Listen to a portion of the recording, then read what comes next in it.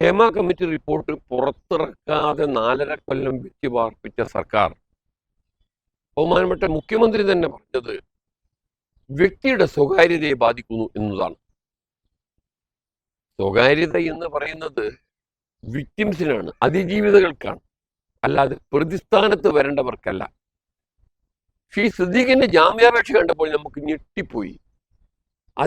അദ്ദേഹത്തിന്റെ പേര് മാസ്ക് ചെയ്തിട്ടാണ് കൊടുത്തിരിക്കുന്നത്.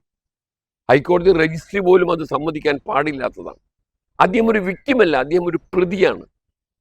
കോടതി വളരെ നിശിതമായ ഭാഷയിൽ ആ ജാമ്യാപേക്ഷയെ വിമർശിക്കുകയുണ്ടായി.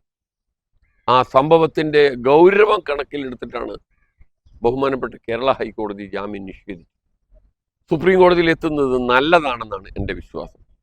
പശ്ചിമ ബംഗാളിലെ ഇന്ത്യയെ മുഴുവനും ഞെട്ടിച്ച റേപ്പ് കേസ് സുപ്രീം കോടതിയിൽ എത്തിയതാണ് അതിന് പുതിയ മാനം വന്നത്. ഈ സംഭവവും സുപ്രീം കോടതിയിൽ വന്നാൽ അതിനൊരു പുതിയൊരു മാനം വരും. ഈ ഹേമ കമ്മിറ്റി റിപ്പോർട്ടിന്റെ ഉള്ളടക്കം എന്താണ്? അതിൽ ആരുടെ അവകാശമാണ് ഹനിക്കപ്പെട്ടത്? ആരാണ് ക്രിമിനൽ, ആരാണ് വിക്ടിം ഒന്ന് സുപ്രീം കോടതി അറിയട്ടെ. അപ്പോൾ അതിന്റെ ഫലം എന്തായിരിക്കുമെന്ന് നമുക്ക് പ്രതീക്ഷിക്കാം. കേരള പോലീസ് ഒത്തുകളിക്കുകയാണ്. കേരള പോലീസിന് അറസ്റ്റ് ചെയ്യാൻ മുൻകൂർ ജാമ്യം തള്ളുന്നതിന് മുമ്പ് നോട്ട് ടു അറസ്റ്റ് ഇല്ലെങ്കിൽ അറസ്റ്റ് ചെയ്യുന്ന കേരള പോലീസ്. ജാമ്യാപേക്ഷ കൊടുത്താൽ ചിലപ്പോൾ പറയും കോടതി നോട്ട് ടു അറസ്റ്റ്, കാരണം അറസ്റ്റ് ഈ ജാമ്യാപേക്ഷയിൽ തീർപ്പുണ്ടാകുന്ന ഒരു അറസ്റ്റ്, അങ്ങനെ ഒരു റിലീഫ് ഇദ്ദേഹത്തിന് കിട്ടിയിട്ടില്ല. അതിന് മുമ്പ് തന്നെ അറസ്റ്റ് ചെയ്യുന്ന കേരള പോലീസ് ഇപ്പോൾ ഇരുട്ടിൽ തപ്പുകയാണ്. ഒന്നുകിൽ കേരള പോലീസ് പറയണം ഞങ്ങൾ ദുർബലരാണ്, നമ്മൾ ഫോഴ്സ്, അതുകൊണ്ട് നമുക്ക് അറസ്റ്റ് ചെയ്യാൻ പറ്റുന്നില്ല, അല്ലെങ്കിൽ ഒളിച്ചു കളി നടത്തുന്നു കേരള പോലീസും പ്രതികളും എന്ന് പറയണം. അതുകൊണ്ട് ഈ കേസ് സുപ്രീം കോടതിയിൽ എത്തണം. സുപ്രീം കോടതിയിൽ കേരള ഹൈക്കോടതി ജാമ്യാപേക്ഷയിൽ പറഞ്ഞിരിക്കുന്ന അതിനിശിതമായ വിമർശനങ്ങളുടെ ആഴവും പരപ്പും അവിടെ വെച്ച് എജിറ്റേറ്റ് ചെയ്യണം. അതിജീവിതർക്കും അത് സാധിക്കട്ടെ എന്നാണ് എനിക്ക് പറയുന്നത്. ഒരു കേസിൽ ജാമ്യം കിട്ടുന്നു, മറ്റേ കേസിൽ കിട്ടുന്നില്ല എന്ന് പറയുന്നത് that depends upon the merit of the case. നമ്മളതിൽ വലിയ അത്ഭുതം കാണുന്നില്ല. പക്ഷെ ഒരു കാര്യം ഉറപ്പാണ്, അതിജീവിതകൾ രംഗത്ത് വരാൻ ധൈര്യപ്പെടുന്നില്ല എന്ന് ഹേമ കമ്മിറ്റി റിപ്പോർട്ടിൽ പറയുന്നു. അപ്പോൾ ഈ ഹേമ കമ്മിറ്റി റിപ്പോർട്ട് തുറന്നിട്ടില്ല ഇനിയും. അതിലുള്ള ഒരൊറ്റ പരാതിയും പരിഗണിച്ചിട്ടില്ല. അത് ഇപ്പോൾ ഹൈക്കോടതിയുടെ പരിഗണനയിൽ ഇരിക്കുന്നത് കൊണ്ട് ഞാൻ അതിൻ്റെ വിശദാംശങ്ങൾ പറയുന്നില്ല. പക്ഷേ ഒരാളുടെ റൈറ്റ് എന്ന് പറയുന്നത് സ്വകാര്യത, അത് വിക്ടിമിന് മാത്രമുള്ളതാണ്. അത് പരിരക്ഷിക്കേണ്ട ആവശ്യമില്ല ലീഗലി. അതർവൈസ് പഴയ നിയമത്തിലെ 228A, പുതിയ ഭാരത ന്യായ സംഹിതയിലെ 72 വകുപ്പ് അനുസരിച്ച് അതിജീവിതകളുടെ ഐഡന്റിറ്റി പുറത്തു പറഞ്ഞാൽ that is an offence. Sir, that is a question of political മൊറാലിറ്റിയാണ്.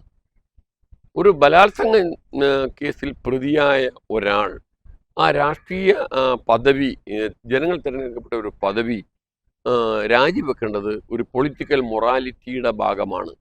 കാരണം അദ്ദേഹം പ്രതിക്കൂട്ടിൽ നിന്നുകൊണ്ടാണ് തെരഞ്ഞെടുപ്പിനെ മത്സരിച്ചെങ്കിൽ ജനങ്ങൾ തിരഞ്ഞെടുക്കുമോ? സ്വാഭാവികമായി ജനങ്ങൾ അത് റിജക്റ്റ് ചെയ്യുമായിരുന്നു. അപ്പം രാജിവെക്കണോ എന്ന് ചോദിച്ചാൽ മോറൽ റൈറ്റ് എന്ന് no moral right to continue as an MLA. അയാൾ രാജിവെച്ചേ തീരൂ. കാരണം നമ്മൾ എന്തിനാണ് ഹേമന്ത് സോരൻ ജയിലിൽ പോകുന്നതിന് മുമ്പ് രാജിവെച്ചത്? അദ്ദേഹത്തിന് മുൻകൂർ ജാമ്യം കിട്ടിയില്ലായിരുന്നുവെങ്കിലും CPM-ന്റെ നിലപാട് ഇതാണോ?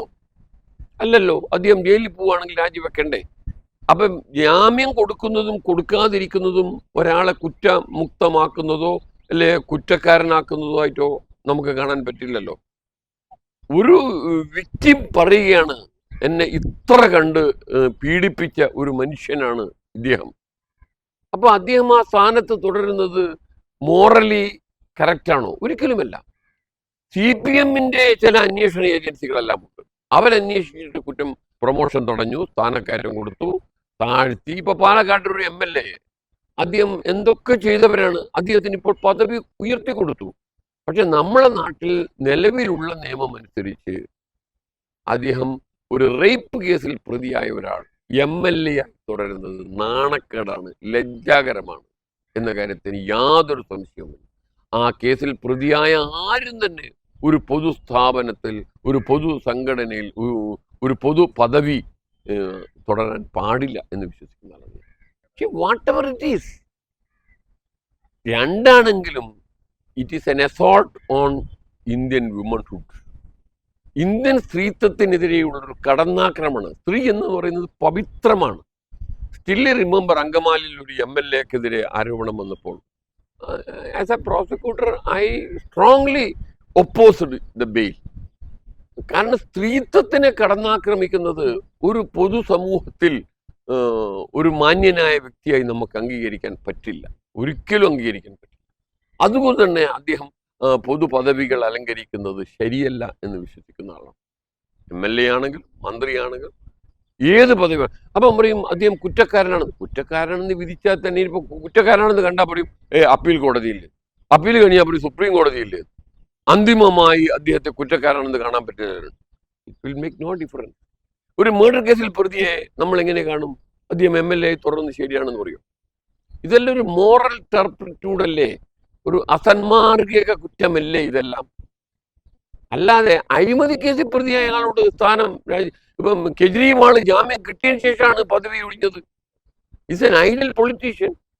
അദ്ദേഹത്തിന് സുപ്രീം കോടതി ജാമ്യം അനുവദിച്ചപ്പോൾ സാധാരണ അദ്ദേഹം രാജിവെക്കേണ്ടതില്ലല്ലോ. അപ്പൊ ജാമ്യം കിട്ടിയാൽ അതൊരു ക്ലീൻ ചിറ്റാണ് എന്ന് പറയുന്നത് അടിസ്ഥാനരഹിതമാണ്.